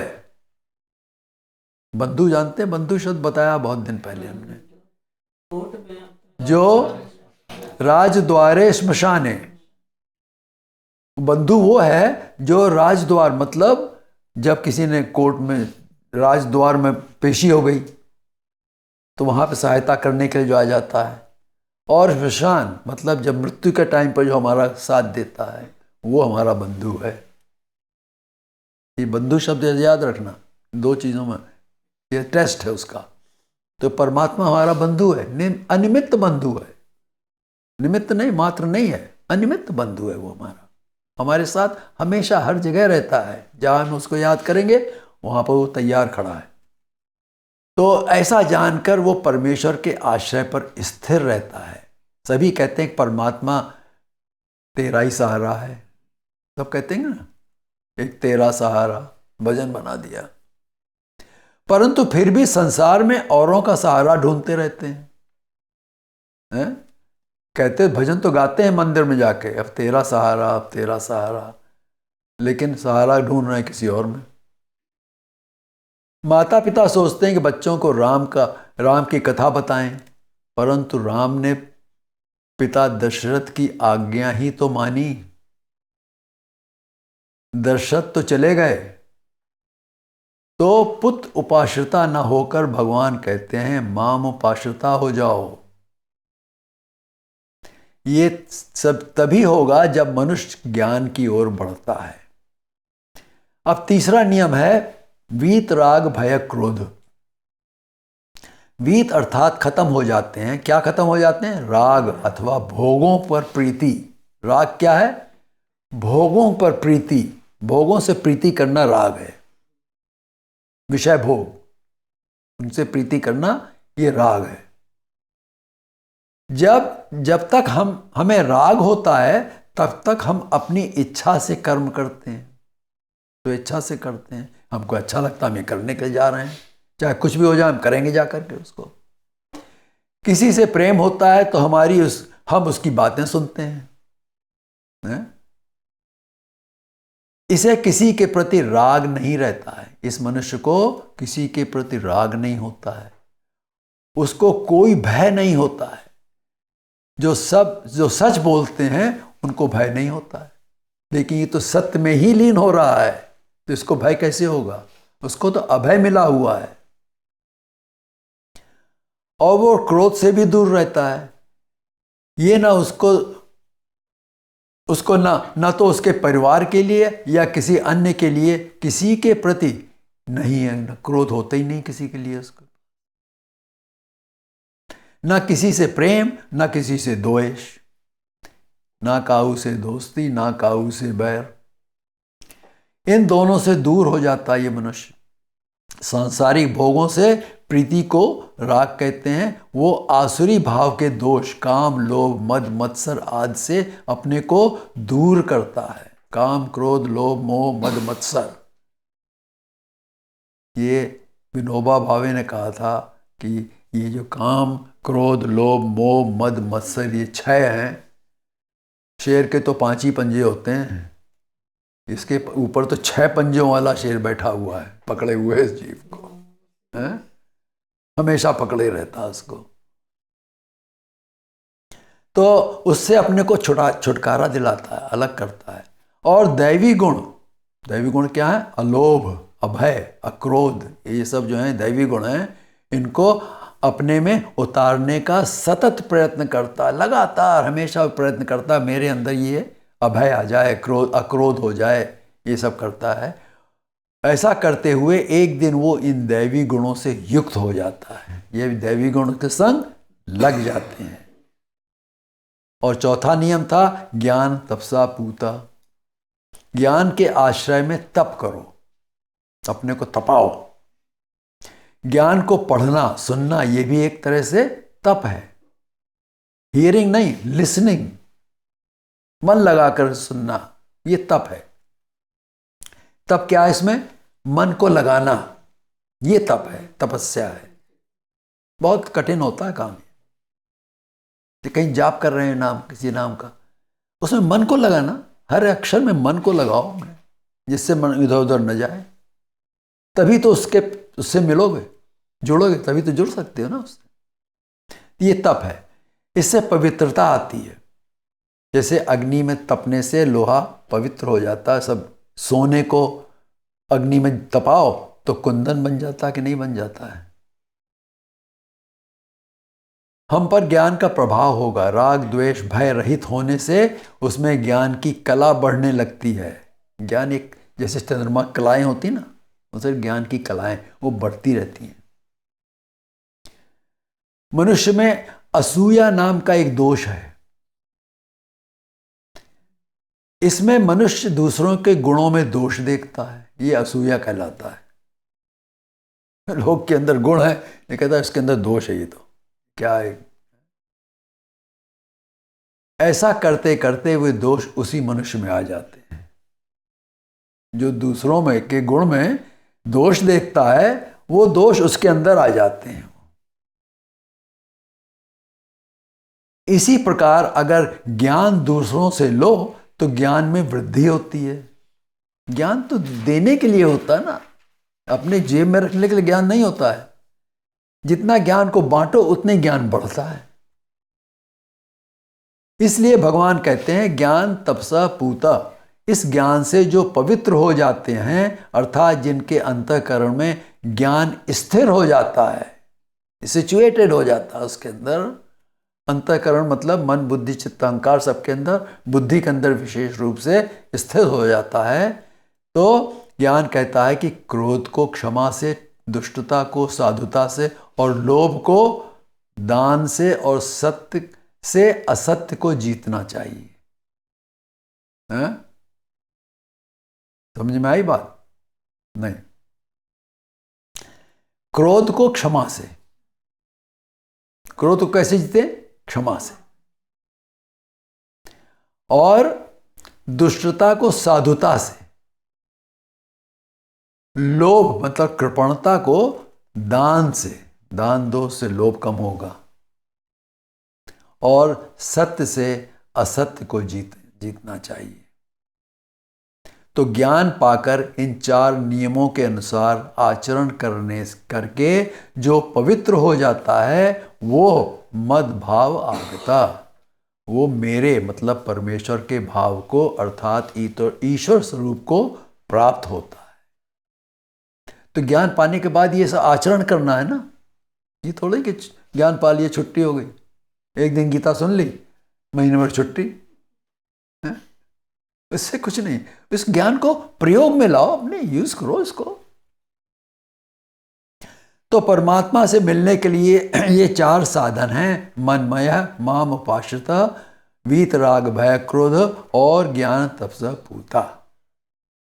ये श्लोक मनुष्यों के लिए बहुत ही महत्वपूर्ण है। अपने कल्याण के प्रति इसमें बताए नियमों को अपने जीवन के आचरण में लाना चाहिए। परंतु संसार में रहते हुए ऐसा आचरण करने वाले बहुत कम ही लोग होते हैं।